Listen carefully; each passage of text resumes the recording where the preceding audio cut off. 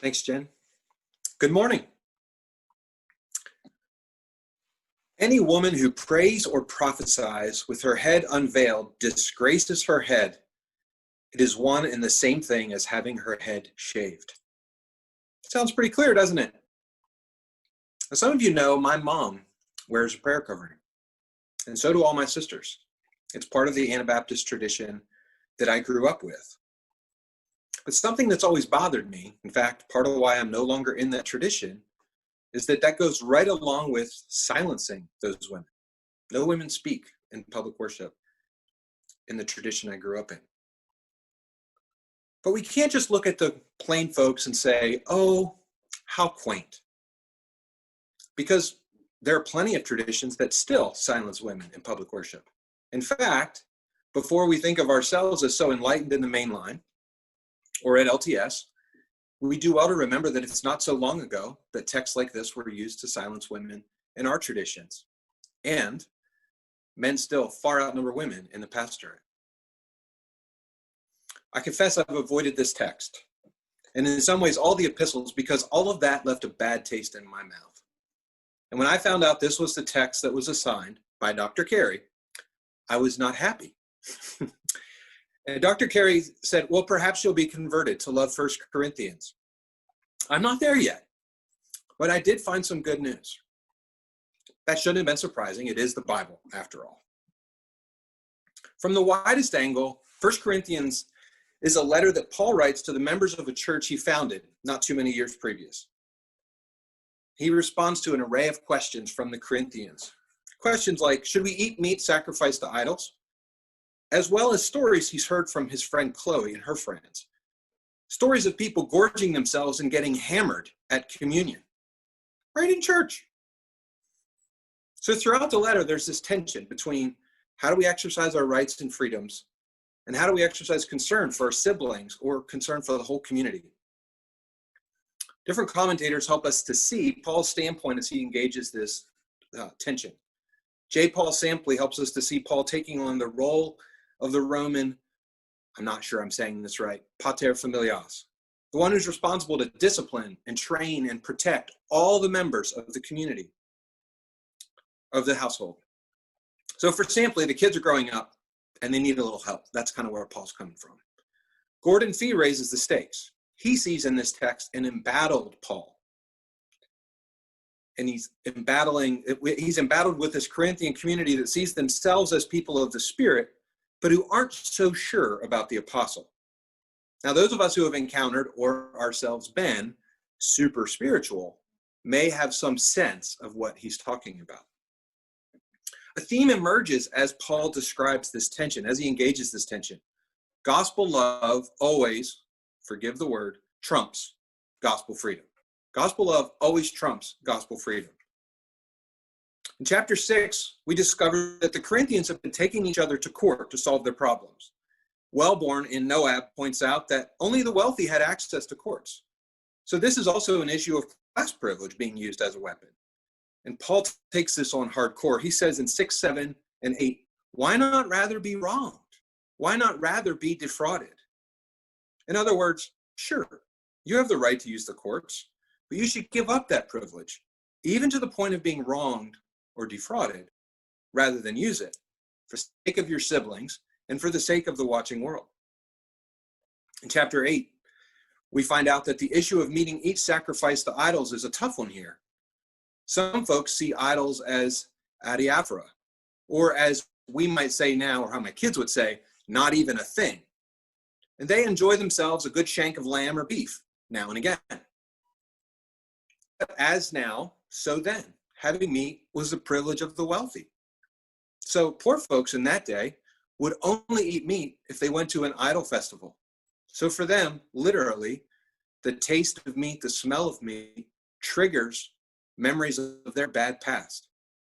And Paul says to the privileged, he says, take care that this liberty of yours does not somehow become a stumbling block to those folks in chapter 8. In other words, yeah, you're free to eat meat, but do you really want to mess with your siblings? Paul concludes with his own vigorous commitment in 8:13, declaring that he would rather become a vegetarian forever than to cause one of them to fall. Then he spends all of chapter 9 explaining his own life as an example of this ethic of love. I endure everything rather than put an obstacle in the way of the gospel of Christ. So we get to 1 Corinthians 11, and we have a deep sense of Paul's ethic of self-giving love. Yeah, we're free, so free. But take care in exercising that freedom, or a word we might use today, that privilege. Being mindful always to lay your life down for others, like Christ laid down his life for you. The irony of my German Baptist family's practice of this passage is that their interpretation obscures a great message of freedom. Women and men are leading in public worship together in 1 Corinthians 11. That's just assumed. Notice what Paul doesn't say. Women are praying. Women are prophesying. The horror. Please stop. He doesn't say that. He just talks about what's happening in the middle of that. Perhaps this tradition, he commends them in the beginning, and perhaps one of the traditions he commends them for in verses 2 and 3 is this tradition of egalitarian worship leadership. The fact that this is an implicit aspect of the text, I think, makes it even stronger. It's so assumed in this first century church, in this first century world, that Paul is this reality that he's talking about, that he doesn't even need to go into length about the fact that they're worshiping together. I think that helps us in our conversation because we're listening on as Paul is helping the Corinthians figure out how to do what's essentially a brand new thing in their world. Paul argues that the women should not get rid of their veils, that they should be wearing them in worship. I think that's hard to hear. It's also hard to understand what it is. But I think part of what's hard to hear is just that Paul's acting in this role of pater familias. What right does he have to do that? To tell these women what they should wear? That rings pretty poorly in our world. I think Fee's insight that these folks have an overrealized eschatology helps a little. Haven't all of us seen super spiritual people who think they've arrived go from exuberant worship, exuberant faith expression, to something that's much worse, that's actually harmful to others? Maybe that alienates people so much that they walk away from God, walk away from the community. So Paul makes an argument against that. And he makes an argument from creation. He makes an argument based on culture. He makes an argument based on nature. And we could pick apart those arguments. And I do. But we don't really have to, because Paul himself picks apart his own argument with this statement, nevertheless in the Lord, this is in verses 11 and 13, nevertheless in the Lord, woman is not independent of man, or man independent of woman. For just as woman came from man, so man comes through woman, but all things come from God. Judge for yourselves. So is Paul arguing for a hierarchy or mutuality? In a word, yes. Paul contradicts himself. He's engaging this tension. So how do we understand that? I think it's easier if we kind of stick with this longer conversation that flows through the book. We don't know much about veils. They seem pretty important in that culture. We do know about gospel freedom, and here it's a big deal. Women are just as much involved in leading worship as men. Woohoo! But it seems that here, as with previous issues, Paul's calling for them to value the community, to value who might be triggered by unveiled women. As hard as that is to imagine, it's not that much different than imagining people being triggered by eating meat at an idol factory. Paul wants folks to come to know God and to love each other, and he wants nothing to come between that. He'll even go vegetarian, and he'll call out others who act similarly. He knows that when we Christians act in ways that alienate our siblings and outsiders to the gospel, it sounds like a clanging gong in their ears. Yeah, that's Corinthians 2. Actually, Corinthians 13. No matter how spiritual we are, no matter what our accomplishments or credentials, when we don't love, we're just loud and obnoxious. So, family of Christ, our freedom is real, but it's a privilege we must exercise with a mindfulness toward others. We've got to center loving others, especially those who may be alienated. I asked my first year cohort a little bit about how they may have experienced this. And I heard stories about folks coming out as gay and having their friendships at church dissolve. People getting a divorce and finding that their community that seemed so strong just disappeared. I heard similar stories about people of color, about women. We have a long way to go to practice this ethic Paul's talking about. Because here in Advent, we're not that different, really, than the Corinthians. We don't live in an honor-shame culture. We live in a dog-eat-dog competition culture. And as we prepare to welcome Christ, who set aside the privilege of being God in order to walk among us, we've got to choose love. That love ethic that Paul talks about might inform our politics. As we Christians engage around issues of religious freedom, we do well to ask, are we exercising our rights in ways that help others get closer to God?